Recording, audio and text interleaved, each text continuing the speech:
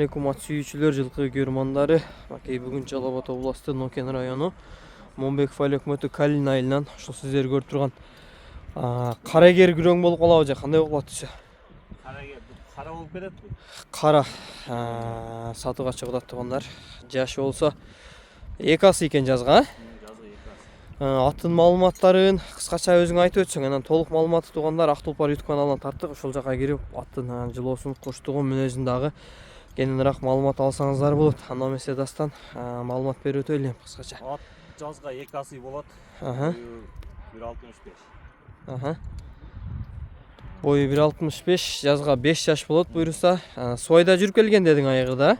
Суайда жүргөн эле. Туколу, ден соолугу, жеп ичиши жакшы. Туколу таза, жеп ичиши жакшы. Мен атты ушундай кылып сире тартып өтөйүн. Ана моюн бөлөк экен да жаныбардачы.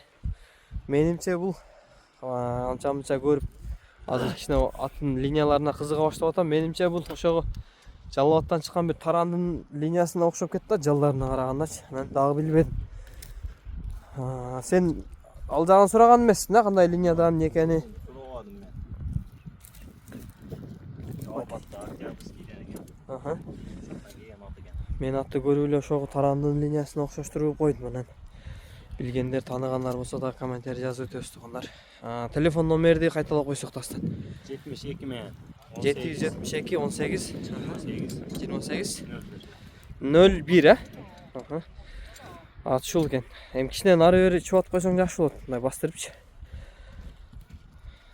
Ушул экен туугандар. Телефон номерин айттык. Атка дагы кызыккандар болсо эсине чалып дагы байланышып, судалашып алсаңыздар болот. Суайда жүрүп келген дедиң айгырда? Улакка салып көрбөдүң? Бой 1.65 экен туугандар, дагы 200 миң экен, содалашып дагы баалашып көрөсүңөр. Окей, дастан содаңы берсин. Жакшы адам алып алган жерине дагы бир берекелүү аттардан болуп барсын жаныбар.